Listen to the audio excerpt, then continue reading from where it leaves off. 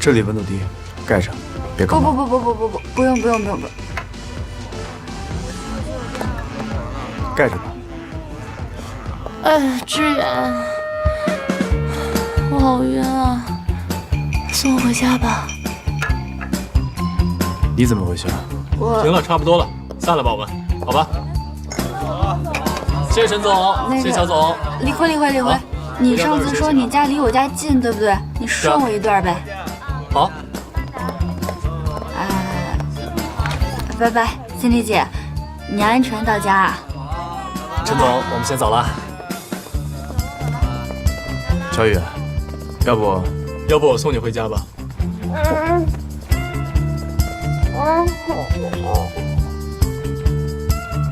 你送吧。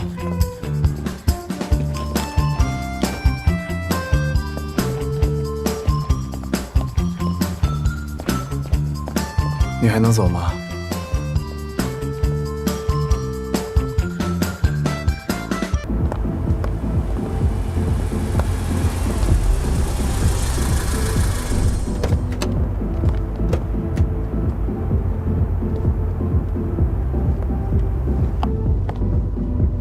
走吧，师傅，辛苦你。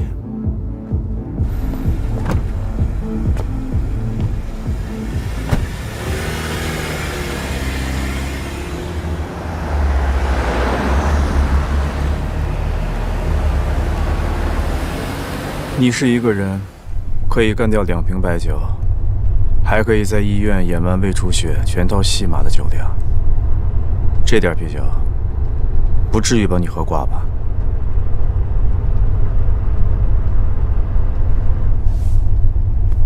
对啊，我就是装醉，我就是喜欢你关心我、照顾我，不行吗？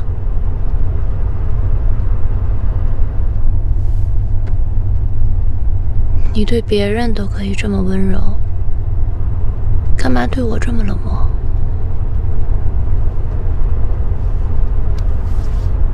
老李啊，靠边停。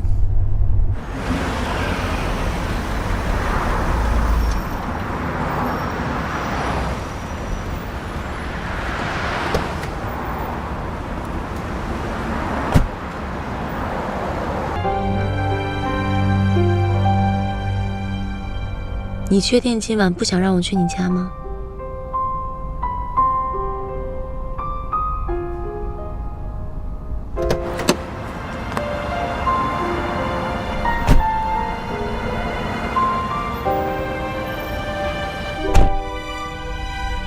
老李，开车。张总，我们不送新米回去吗？放心吧，有人送他回去。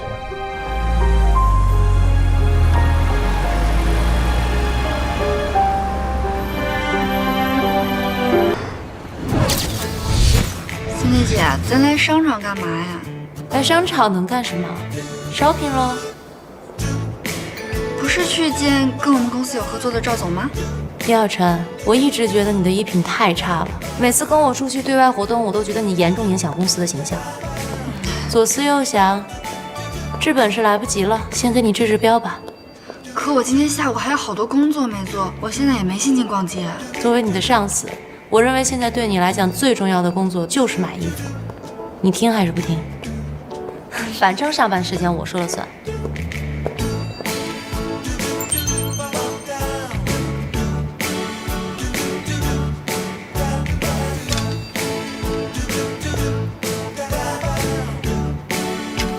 试一下。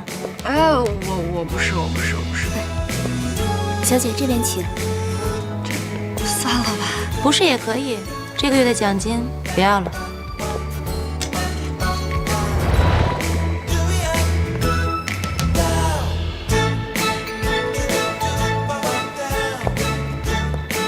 看不出来啊，严小晨，身材还可以嘛。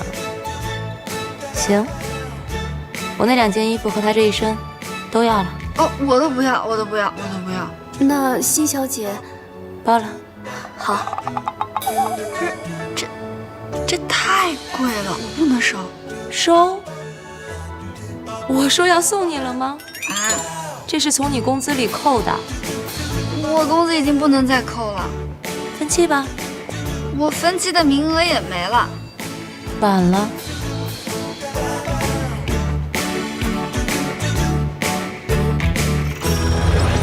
我自己来，我自己来。没关系的，小姐，您可以先试试看，不买也没关系。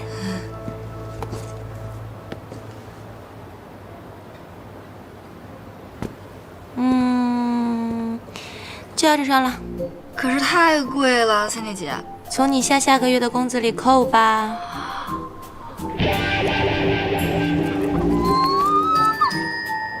辛小姐，您来了，这边稍坐，我去帮您安排技师。Cindy 姐，我下个月、下个月、下个月的工资都已经透支完了，没钱了。啊，那怎么办啊？要不您慢慢坐，我在楼下等你。哎，我请你。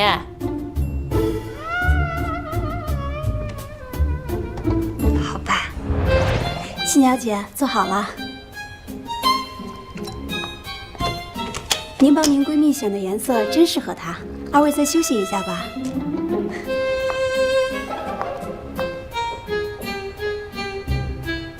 她竟然说咱俩是闺蜜，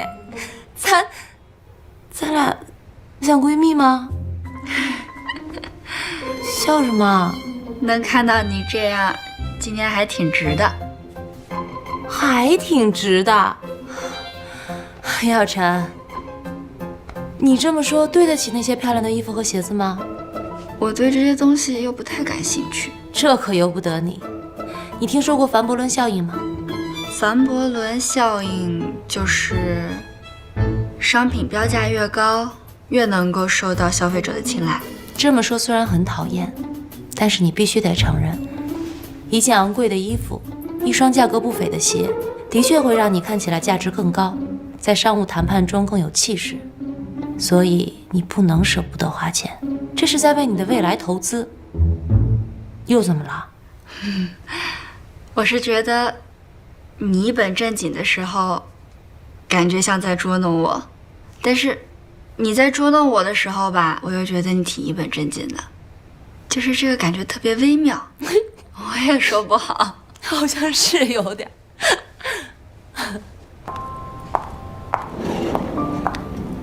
哇，长腿迷人，杨柳细腰，长发飘飘，这得是女神级别的吧？哎，没听说公司来新人啊，会不会是客户啊？哎，谁？你自己去看不就知道了。美女，你东西带了。你不会想说这的是明星吧？姚晨，你搭讪的套路是不是得改一改？小陈，嗨。啊？叶小晨怎么变这样了？我刚以为我跟 Cindy 姐说话呢。看什么呢？上班时间不用工作啊？聊什么呢？哎，陈总，哎，怎么样？什么怎么样？我的作品呀。陈总早，你们干嘛呢？乔总早。走。怎么了？啊？问你怎么样？什么怎么样？哦，挺好的，不错。不过你们俩什么时候关系这么好了？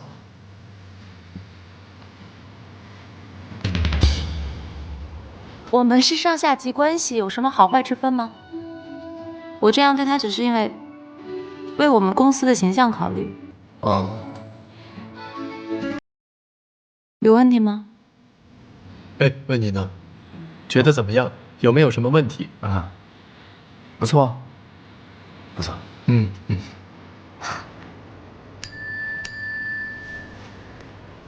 啊，谢谢。工作了。啊。啊，对，我要去厕所。焦总。李逵，哎，办公室。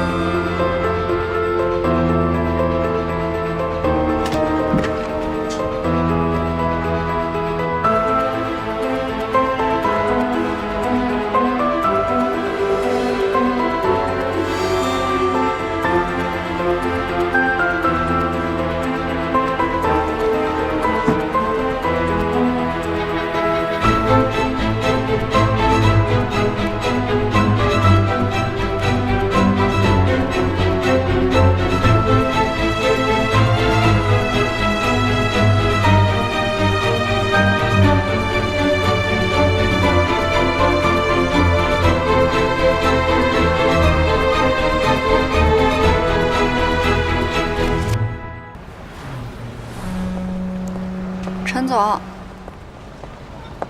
有什么事儿不能在公司说，非得来这儿啊？没什么，就是想问你一下，最近跟沈侯怎么样了？怎么会问这个？我俩是出了点小问题。其实爱情这个东西啊，如果两个人要是真的不合适的话，也不用勉强。什么意思啊？我是怕，如果你们继续这样下去的话，沈侯迟早有一天他会伤害你的。如果注定结局是这样，那还不如长痛不如短痛。我知道您一直都很关心我，您刚才说的这些道理呢，也都是为了我好。但是我有我自己的想法，我也有我自己的解决方式。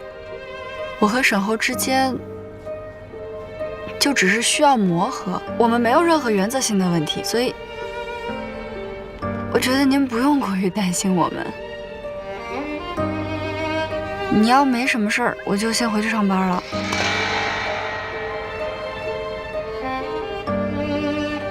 那要是有呢？有什么？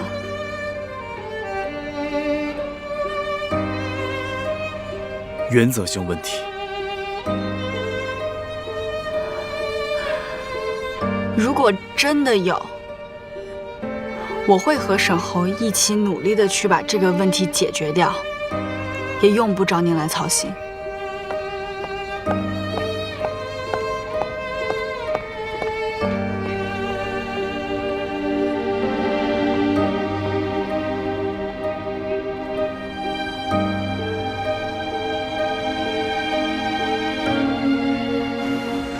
请。沈先生，有人找你。找我？谁啊？你等一下啊！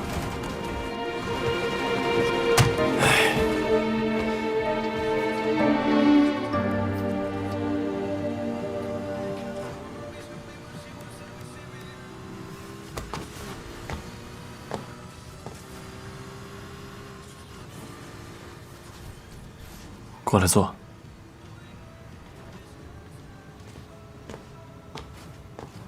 随便坐。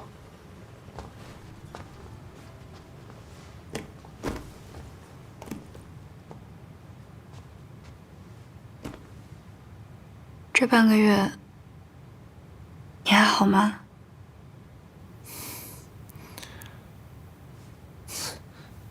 你过得倒是挺好的。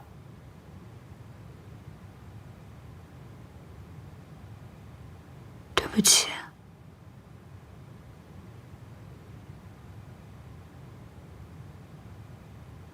我知道你送外卖是为了我，那天是我的错，是我说错话了，对不起。能让这事儿过去吗？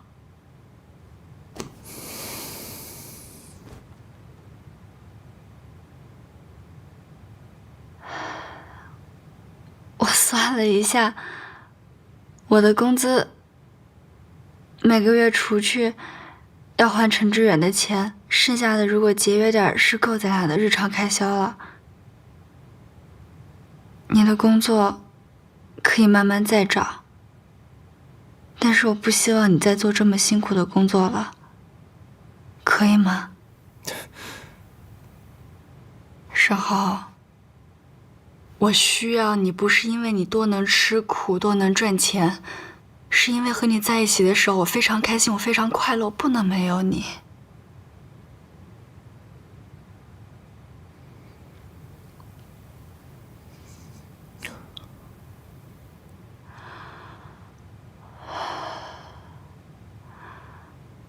我一直在想，如果我们的关系再进一步的话，是不是就不会有这么多的误会了？那，哎，那怎么样再进一步？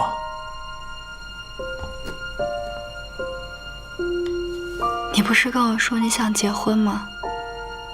你是认真的吗？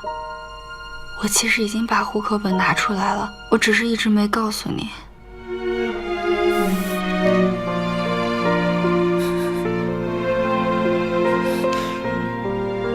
他这么优秀，你又没工作，拿什么养活他呀？我肯定会找一个很好的工作，我一定会把您还有小小照顾得好好的，你妈就绝对不会再问别人借钱了。我可以的。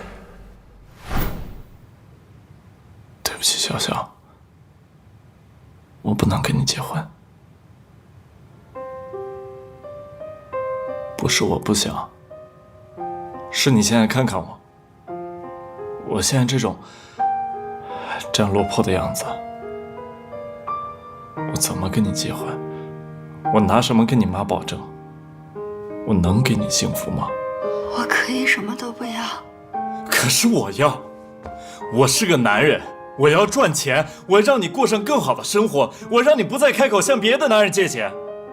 我要正大光明的把你带到我爸妈面前，告诉他们，我可以养活你，而不是像你现在这样，依然这种想法、这种语气告诉我，你可以什么都不要。所以你不想结婚？我想，我太想了，可是我现在不能。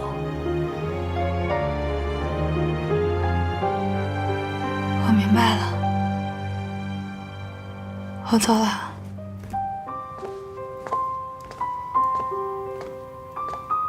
小小，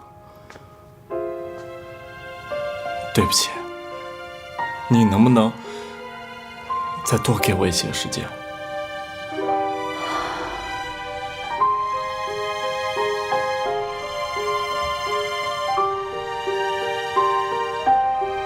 没什么好对不起的，加油！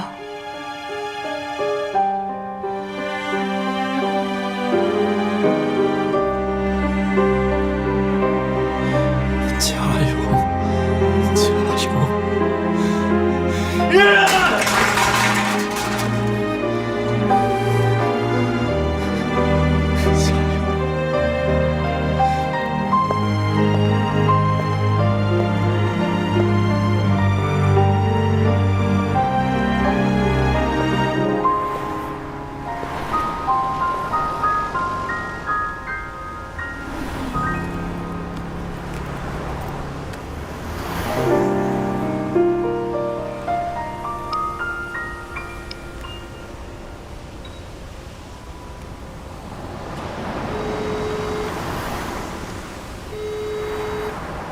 梁小晨，你会做饭吗？我会啊。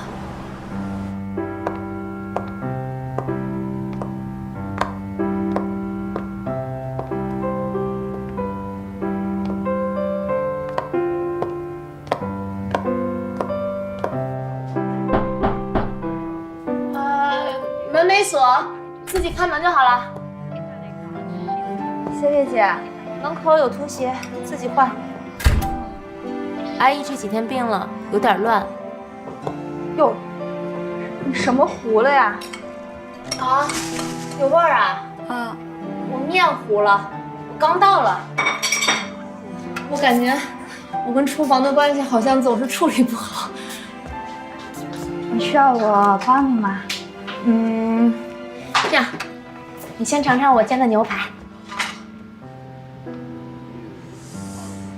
哎呀，你是要我帮你试毒吗？这500多块钱一块呢。魔女做的饭果然也是这么的魔幻呀！你自己试过吗？我专门留给你的。我看要不还是算了吧，我看你这还有什么吃的，我要找找啊。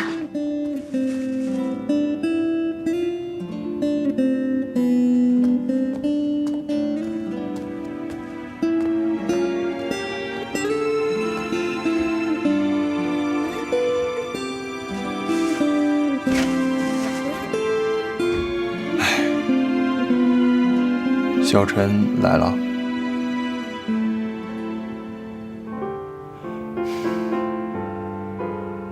他还是不知道我到底想要什么。我在这段感情里，我已经很努力了，我也在拼命的为他改变。可是为什么我看不到希望？我不是不想结婚，我只是不想一无所有的跟他结婚。你明白我的？不是，我明白。你等会儿，他刚才来这儿是跟你求婚的。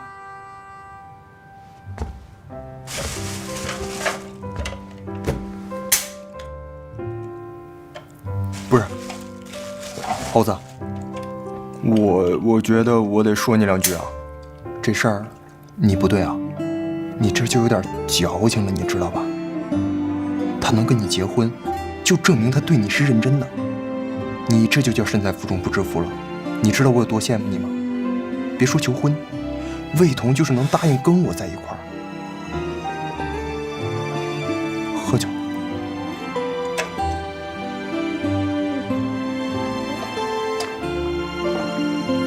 哎呀，行了，过去了啊。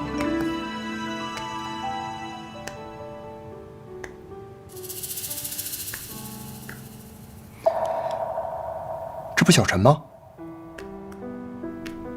那男的是？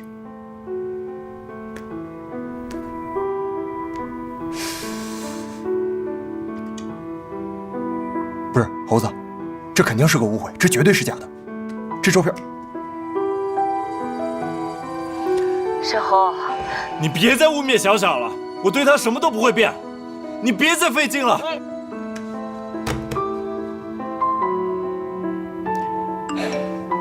烦不烦啊？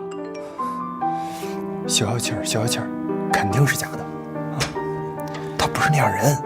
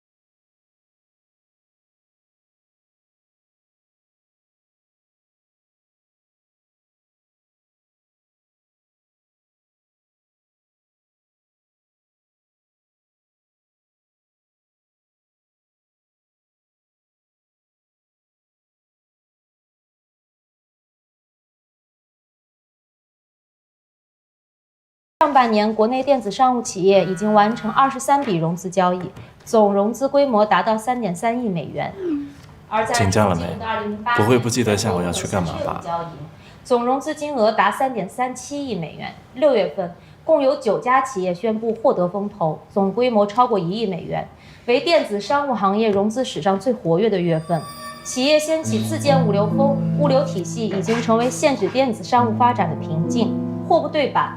难以验货后付款已成为网络购物的致命伤。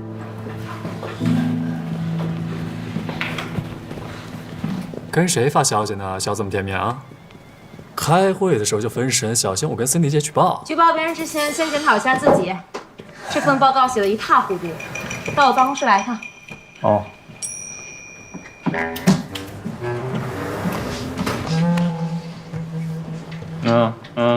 喂。沈总的文件你帮我给他吗？希望我出来的时候还能再见到你们。加油加油！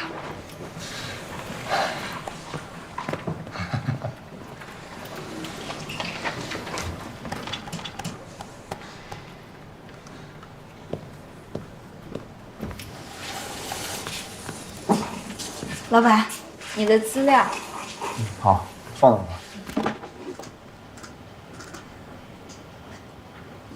怎么？还有什么事儿？我下午想请个假。请假？干什么呀？我要跟沈侯去领证。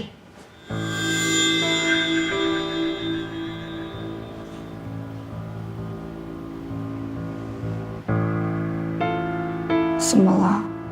不行吗？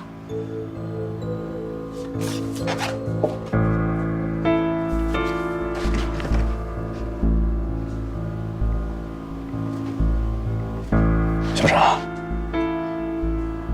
这件事情你能不能缓一缓？为什么？有些事情我需要去确认。我结婚，你要确认？不是，你要确认什么呀？你这人怎么管闲事管得那么宽？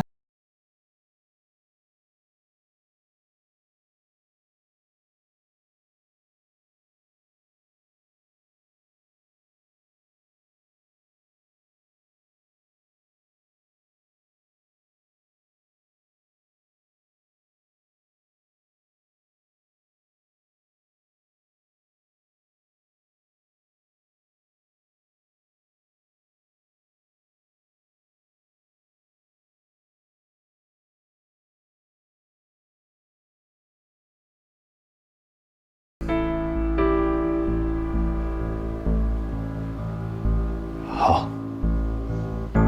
那就周5下午。不行，不能来我们公司楼下，我把地址发给你。再见。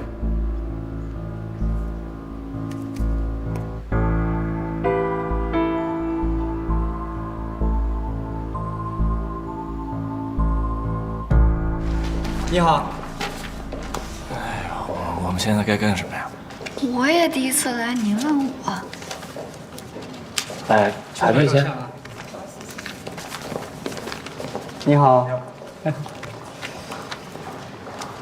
是不是得拿这个表啊？表在哪儿呢？幸运快乐，去那边混剪。表啊，不管，先那个正。啊，这我的。好的，去那边照相啊。好，谢谢。你好。你好。这是他的。哎，好的。这是我的。照片拍了吗？什么照片？那先去那边婚检，然后去那边拍照，好吧？好了，谢谢啊。来。谢谢。婚检。我们自愿结为夫妻，从今以后，我愿意用坚实的肩膀负担起你一生的幸福。我愿意用一生的柔情构筑起你爱情的港湾。无论环境是好是坏，生活是富贵是贫贱，身体是健康是疾病，事业是成功是失败，我们都会相互支持，所有困难一起承担，所有快乐共同分享，相濡以沫，忠贞不二，不离不弃，白头偕老，直到永远。想想，今天是我们结婚的第一天。虽然这个蛋糕有点土，有点小，那你就将就一下。等我以后自己赚了大钱，我一定给你准备一个最难忘、最浪漫的婚礼。到时候把雨神、魏彤，所有人都叫上。到时候我再定制一个10米高的大蛋糕。10米高得怎么切？你是让我站在你肩上往下咔的切吗？那好像也不够啊。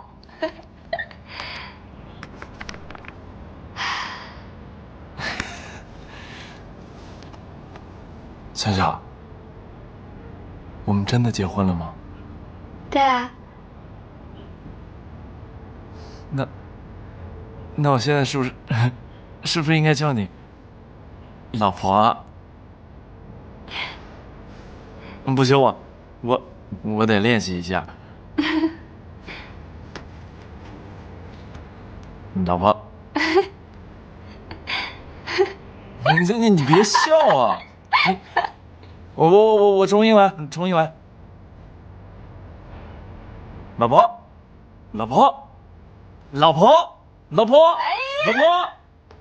我们结婚了！我们结婚了！我现在是他的人了！我们结婚了！我们在一起了！我们结婚了！喊什么喊？结了婚赶紧回家，别在这儿吵！结婚了还不让喊？对。小小，我们真的结婚了，我们以后再也不会分开了，这辈子都不分开。老婆。哥。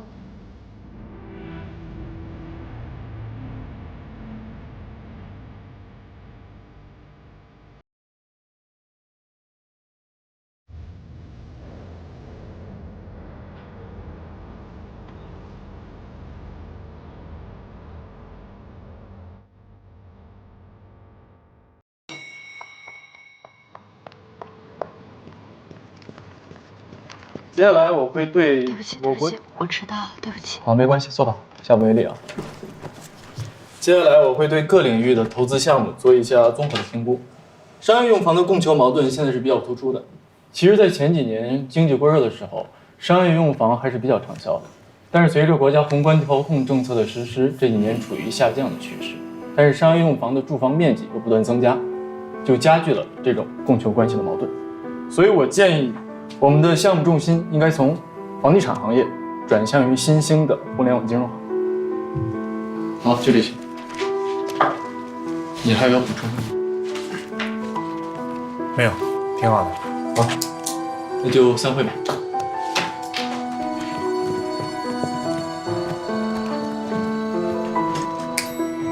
哎，等一下，迟到了，把东西收一下。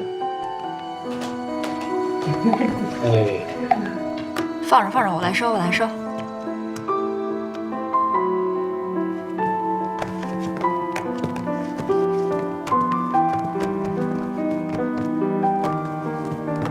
哎，潘达，程总下午什么安排啊？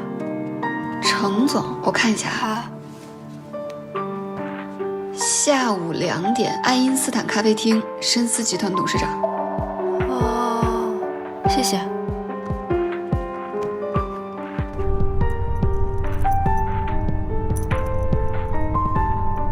我知道您一直都很关心我，我和沈侯之间就只是需要磨合，我们没有任何原则性的问题，所以我有我自己的想法，我也有我自己的解决方式。那要是有呢？有什么？原则性问题。我跟沈侯要去领证，这件事情你能不能缓一缓？有些事情我需要去确认。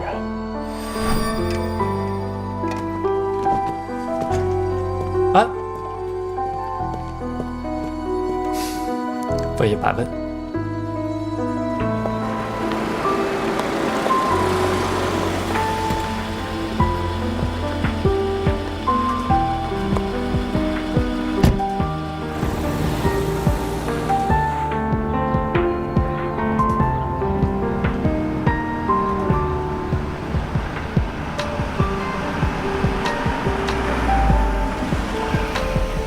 程总，我们到了。程总，哎，老李，半个小时之后来接我。好。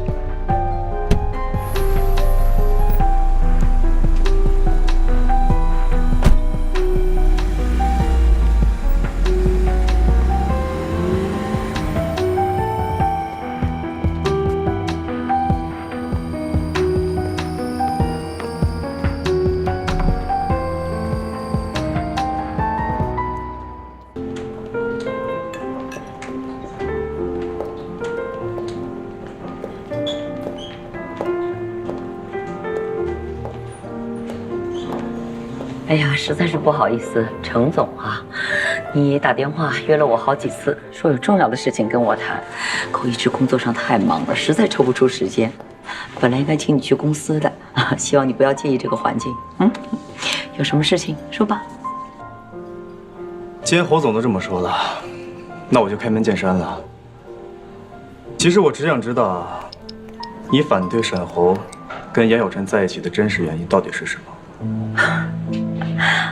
哎呦，我真的是没有想到，你约我来谈，是谈我儿子情感的问题。那也好，我也就直接回答你，他们两个在一起不合适，门不当户不对，你觉得这理由还不够充分吗？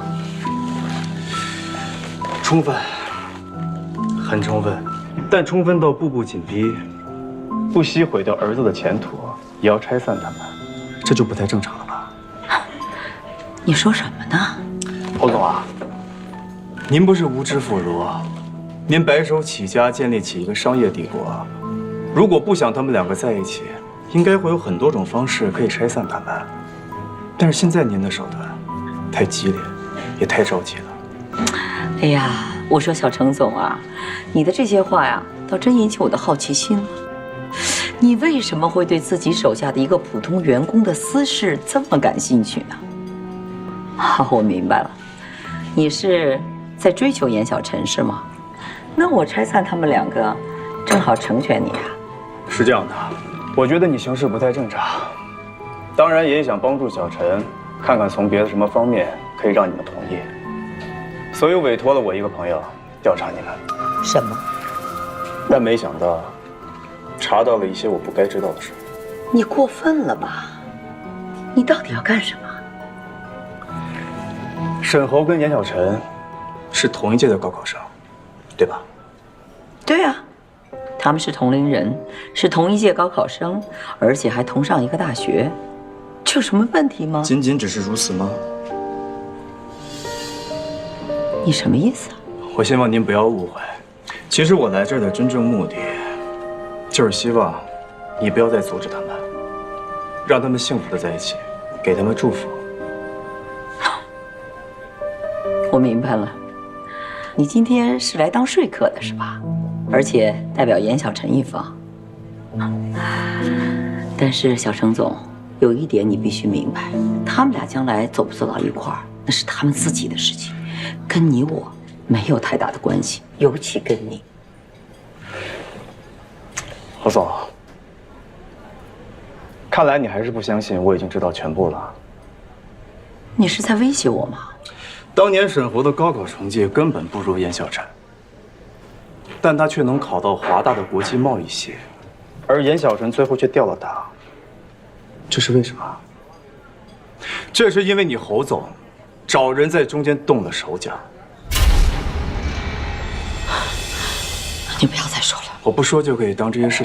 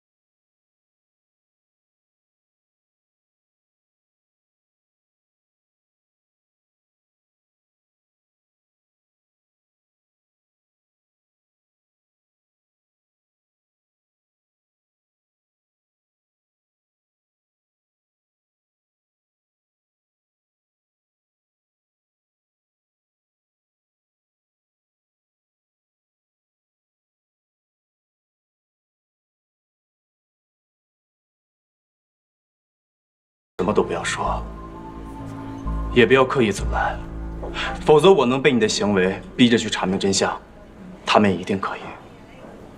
现在我们唯一能做的，就是把这个秘密封存下去。只要永远不让他们2个人知道，就不会有事。但愿如此吧。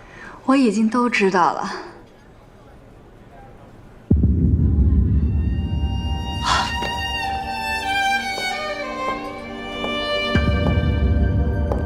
你怎么会在这儿？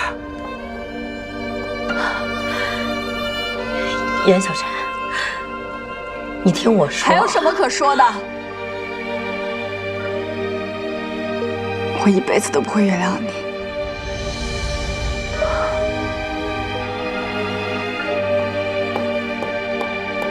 杨晨。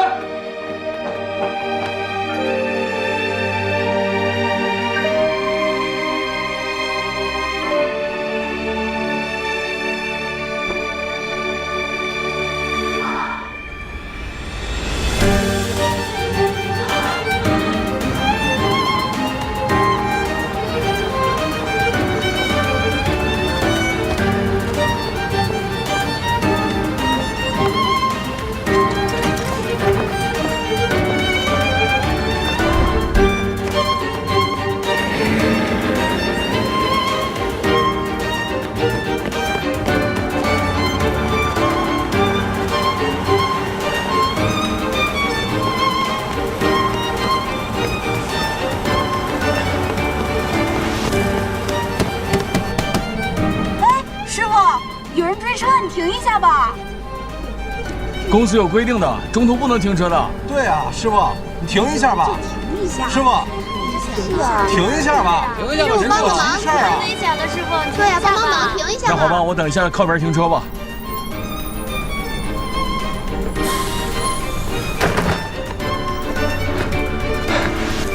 师傅，谢谢。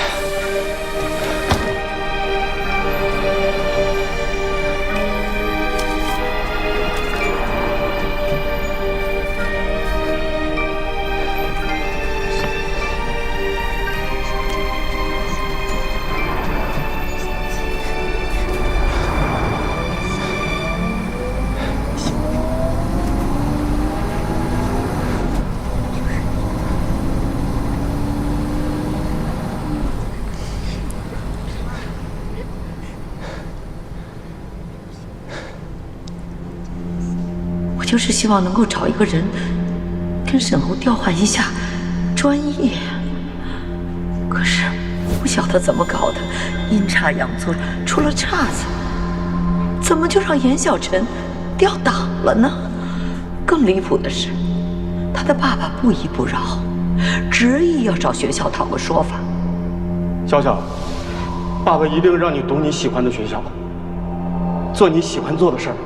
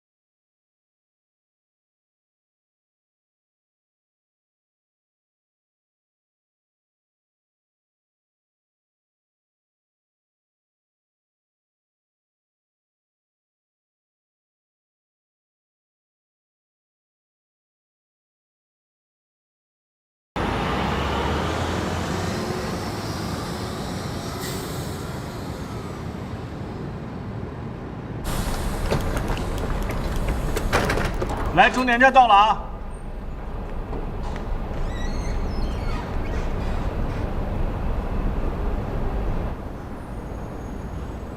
下车吗？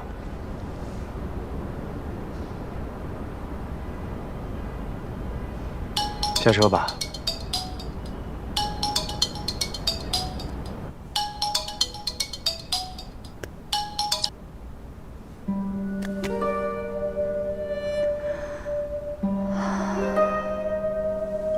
下车吧。司机也需要换班休息。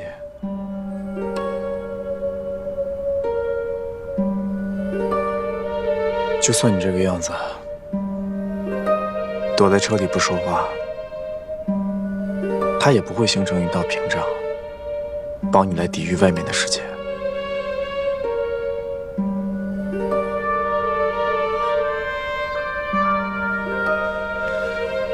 好，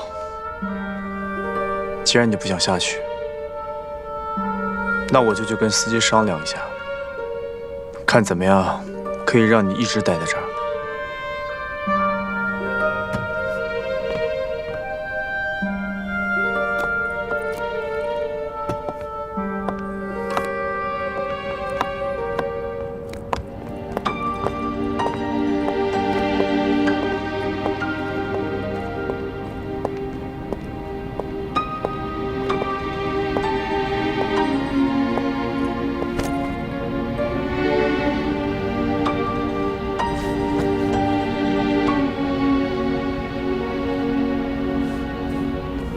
你还没吃饭，饿了吧？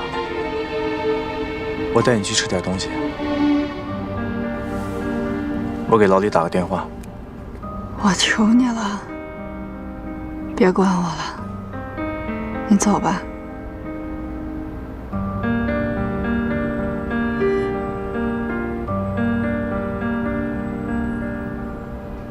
不管怎么样，你能开口说话，我就放心多了。刚好这附近也没什么人，你要有什么想说的、想骂的，发泄出来，别憋在心里。你既然已经全都知道了，你为什么还要继续瞒着我？我只是觉得，有的时候就算你知道真相，但不一定换回来好的结果。我只想看到你开心，不想看到你难过。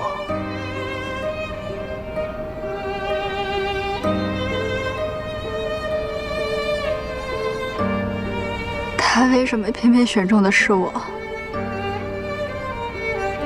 就是因为我们家穷，没钱没地位，所以好欺负，对不对？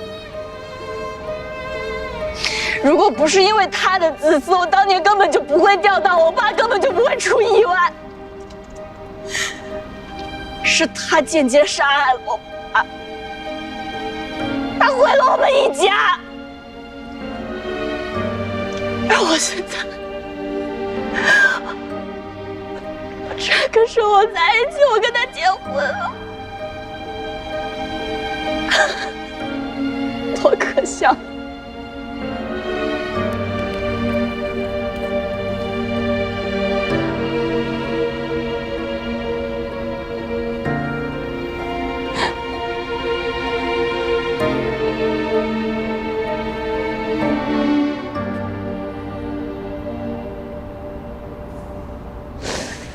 都过去了，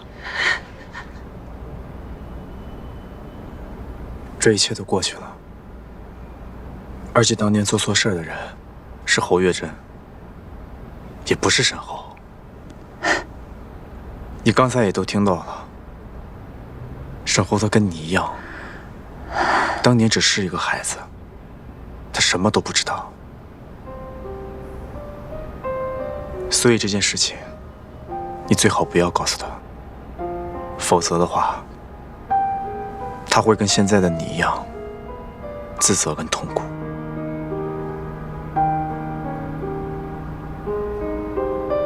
我们一起想想办法。你要是不想坐我的车，那我继续陪你坐公交车。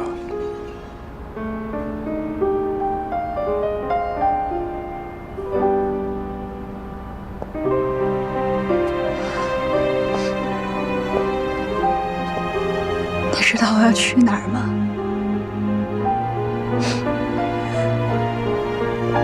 我自己都不知道我现在到底该去哪儿。如果你现在不想回家面对沈浩，你可以先去我那里，等你状态都调整好了再回去。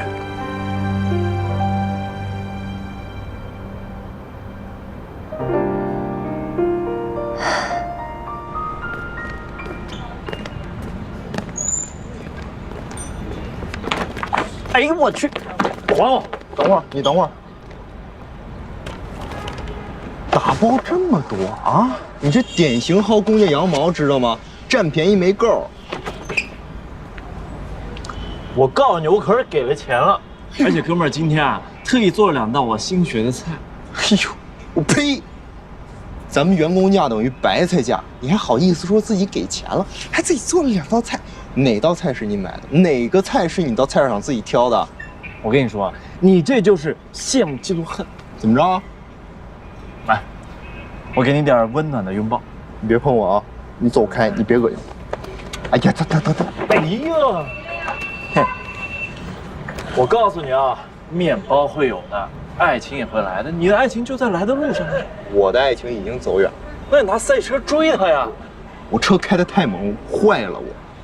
你等我修好了，重振旗鼓，我就不信了。哎，拿下他！拿下他！我告诉你，咱俩现在已经不一样了。你已经结婚了，你是真正的大人，我们在不一样的世界了。那你也加把劲儿啊！加什么劲儿？赶紧走吧，别品了，一会儿菜凉了。我先给他打个电话。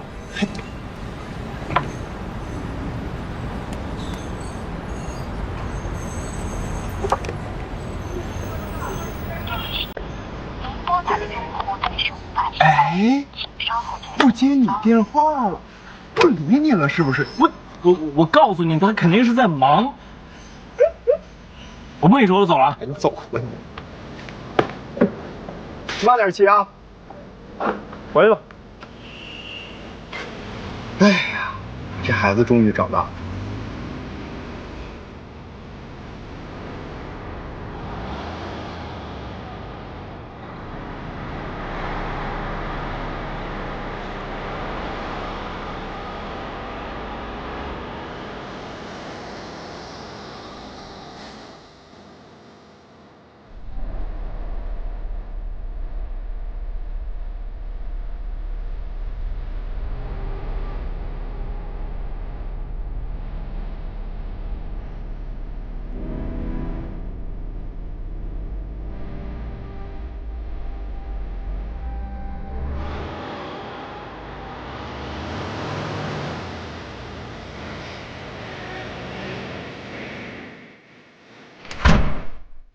大家好。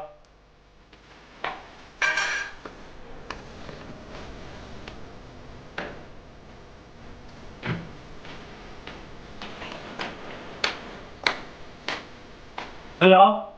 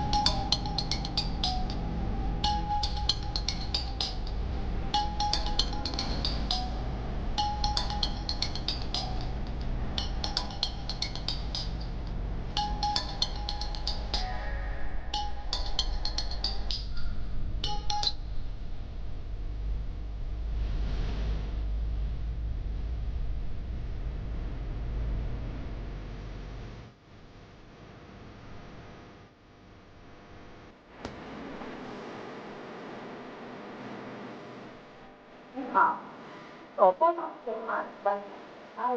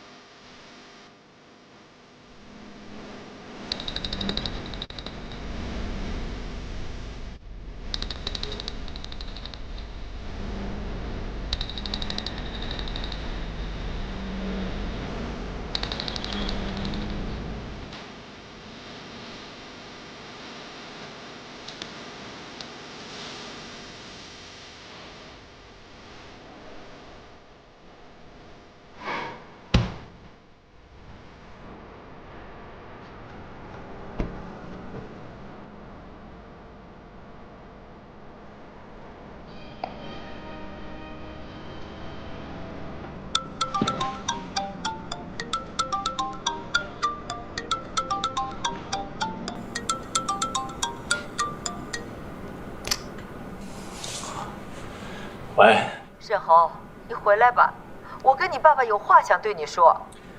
我现在在忙，没空。严小晨，他现在和你在一起吗？没有。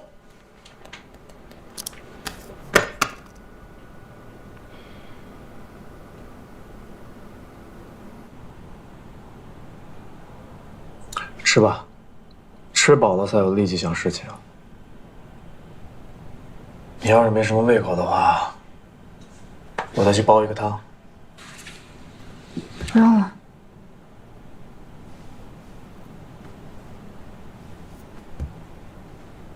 我吃。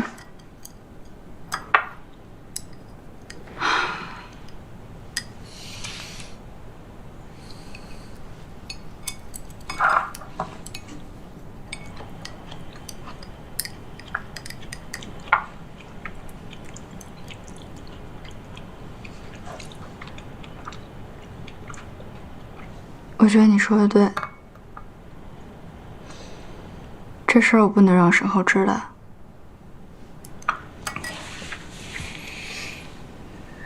他是无辜的，可是我不知道我该怎么去面对我们今后的婚姻，还有我们的家庭。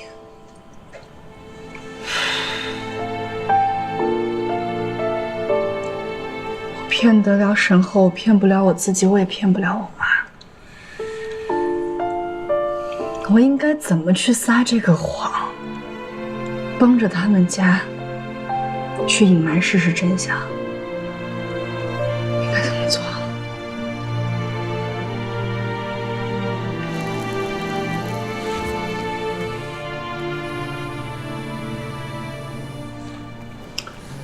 沈侯，接还是不接啊？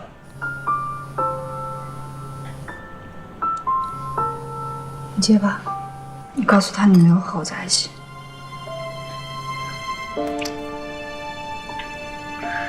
喂，小陈啊，他没有跟我在一起。好，再见。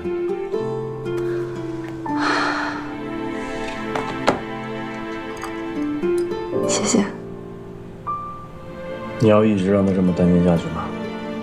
你如果一直不接他电话的话，他可能会疯的，就像上次一样。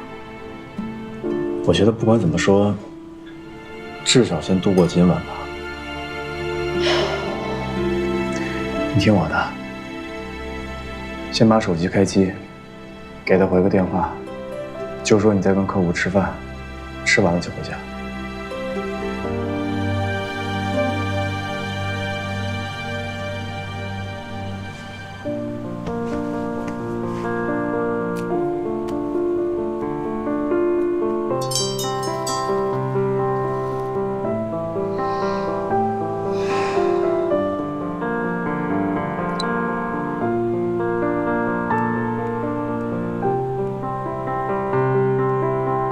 过去。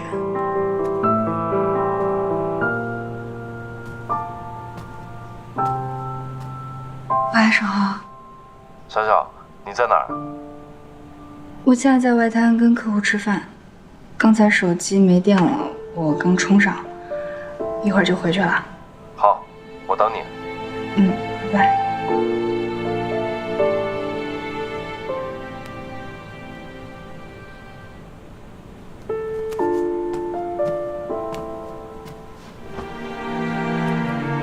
快吃吧，吃完了我送你下去打车。你不吃我都不敢吃的。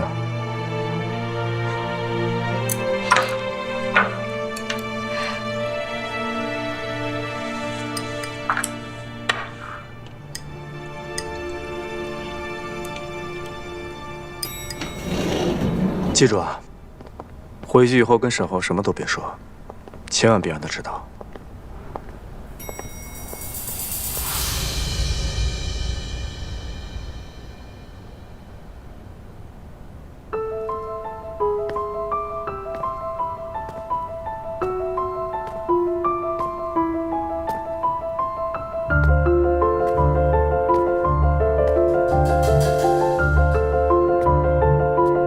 你别误会。沈浩，沈浩，程志远，我告诉你，你听我说，这事跟他一点关系都没有，跟他没关系。外滩，你知不知道，我刚才给你打电话的时候，我就已经在这儿等你了。我多希望，刚才从那儿出来的人，根本就不是你。就算我跟小陈聊点私事，不想告诉你，这能说明什么呀？说明什么？沈浩，跟他说点事儿。你自己看，啊，这些照片能说明什么？这是我妈之前发给我的，这些加在一块能说明什么？你告诉我。我以前告诉我自己，不要什么事情都相信，但是我今天亲眼看到。程志，你知不知道我跟严小晨已经结婚了？她是我老婆，我是她丈夫。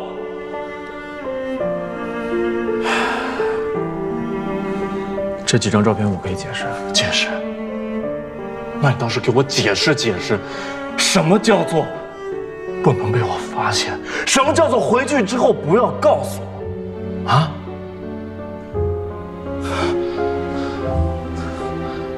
我知道小陈是你的老婆，但好像不是所有的事情都必须要告诉你吧？人都需要隐私的，有些事情知道了对大家都没好处。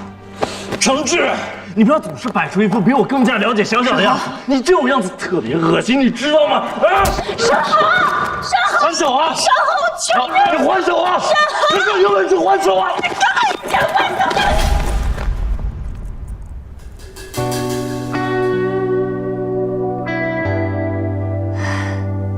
对不起。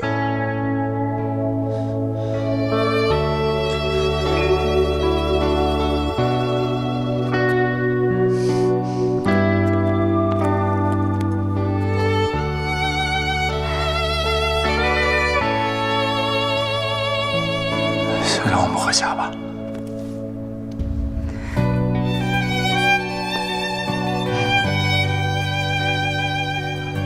有什么事儿回家说好吧？我不回去。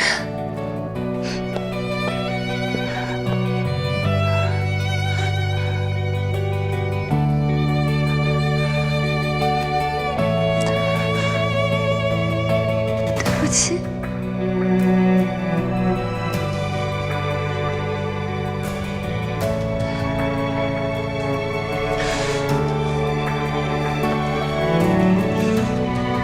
这是你家钥匙，想你不回去，我钱还给你。你那个钱，我不会再还了。